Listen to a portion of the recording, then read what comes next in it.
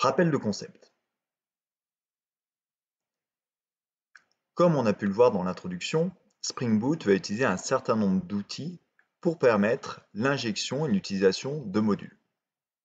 Les premiers concepts que nous allons revoir ici sont l'injection de dépendances, ce qui va nous permettre de découpler des dépendances entre deux objets, les annotations qui vont nous alléger énormément les éléments de configuration, et les outils de gestion de dépendances comme Maven. Injection de dépendances. Les différents objets ont un certain terme de couplage, selon Pressman, qui vont permettre de définir à quel point ils sont liés les uns aux autres. On a, par exemple, des éléments qui vont être complètement découplés, sinon aucune relation l'un vis-à-vis de l'autre. On peut avoir des objets qui vont être couplés par données, sur des types simples qu'on va transférer par le biais des arguments en termes de fonctions. Ce couplage peut être également par le biais d'objets intermédiaires qui vont être passés d'un objet A à un objet B.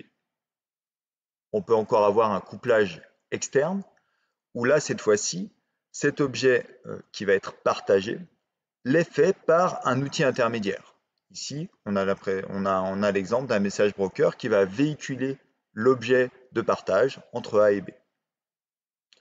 Enfin, on peut avoir un couplage par le biais d'un espace mémoire commun, ce qui est le cas lorsqu'on va utiliser des variables communes entre A et B.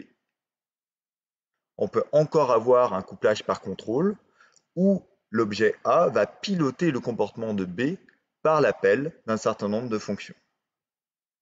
Et enfin, le couplage le plus connu va être le couplage par contenu, où A contient l'élément B. C'est ce qui se passe lorsqu'un objet va créer une instance d'un objet B.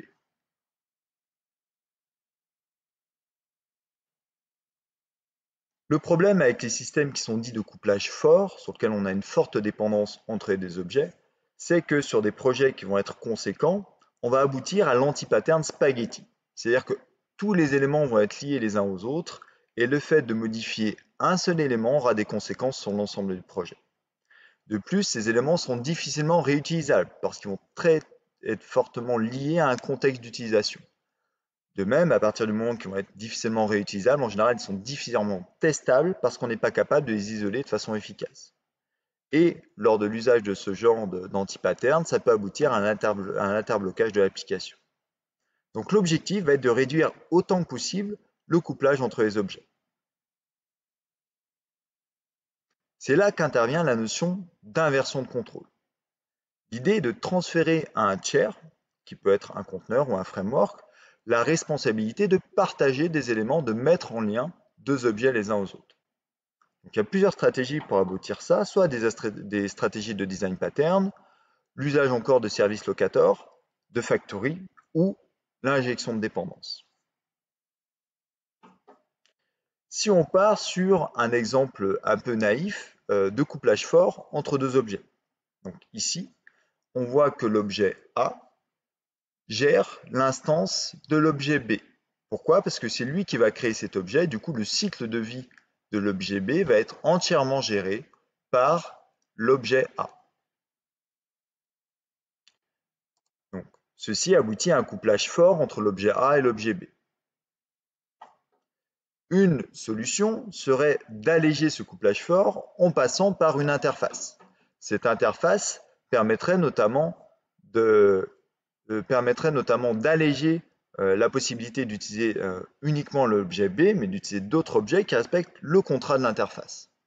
Donc, le fait de passer par une interface et plus directement par l'objet B, on a toujours une dépendance de A vis-à-vis de B, puisque c'est lui qui va tenir son instance, mais la possibilité d'utiliser un autre objet A que B sera largement faisable. Tout ceci va aboutir à un couplage plus faible entre l'objet A et l'objet B. La stratégie d'utilisation d'une fabrique va commencer à permettre un réel découplage entre l'instance de l'objet B et l'instance de l'objet A. Ici, on va simplement définir l'interface de l'objet B qu'on souhaite utiliser dans l'objet A et on va demander à un tiers, qui va être la factory, de récupérer une instance de l'objet B. Donc quelque part, on va déléguer à la factory la gestion du cycle de vie de l'objet B. La plupart du temps, cette factory va utiliser le pattern de singleton, ce qui va nous permettre de garantir que le cycle de vie de la factory est géré autrement. Donc dans ce cas de figure, nous avons un découplage entre l'objet A et l'objet B, puisque ce n'est plus l'objet A qui va gérer le cycle de vie de l'objet B. Néanmoins, il faut créer et gérer la factory. Un autre usage de l'inversion de contrôle est par l'utilisation de ce qu'on appelle un service locator. Ici, le service locator va avoir un contact avec l'assembleur, qui jouera le rôle, si vous voulez, de factory. C'est lui qui va vraiment créer l'instance de l'objet B. Et l'objet A n'a aucune idée de où se situe, quelque part, cet assembleur et cet objet B.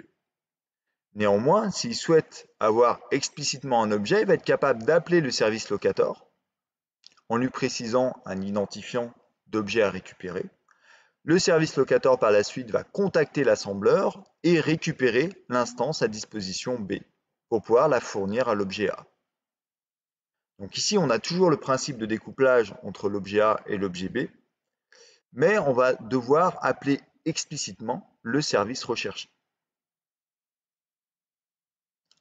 Enfin, dans le cadre de l'injection de dépendance, ici, l'assembleur va être directement connecté à l'objet A. L'assembleur, je le rappelle, c'est lui qui va gérer l'instance de l'objet B. Dans ce cas précis, A ne va pas préciser quel type d'objet il souhaite récupérer, il va juste définir l'interface qu'il souhaite avoir, et c'est l'assembleur qui, automatiquement, vis-à-vis du cahier des charges de l'interface que cherche A, ici interdata, qui va regarder parmi les instances qu'il gère, est-ce qu'il y a une instance qui correspond à ses caractéristiques. Et ainsi, automatiquement, il va injecter la dépendance lorsqu'elle sera disponible dans l'objet A. C'est ici que nous avons une injection de dépendance automatique et une inversion de contrôle, puisque ça va être l'assembleur, l'objet tiers, qui va être capable de lier A à B. Donc cette notion d'injection de dépendance est primordiale dans l'usage de Spring et de Spring Boot, parce que c'est par le biais de cette injection de dépendance qu'on va être capable très facilement de réutiliser des modules.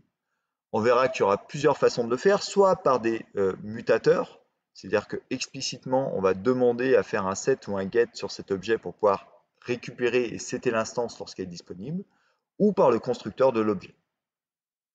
Donc dans Spring, ça va être notamment l'application context qui va s'assurer de mettre en place les éléments les uns avec les autres. Pour faire cela, il va utiliser notamment des fichiers de configuration XML sur lesquels on va déclarer des objets particuliers qui vont être des beans. Donc ces beans vont être gérés par l'application tiers Spring Boot, ainsi que leur instance. Donc ces instances vont être créées à la demande par l'application context. Donc ici, on va voir que ça nécessite encore des fichiers de configuration. Heureusement, dans les versions plus récentes, avec l'usage des annotations, on va être capable de se passer de ces fichiers de configuration, à savoir de déclarer les fichiers qui vont être gérés par le tiers, par l'application Spring, par le biais d'annotations de type AutoWire.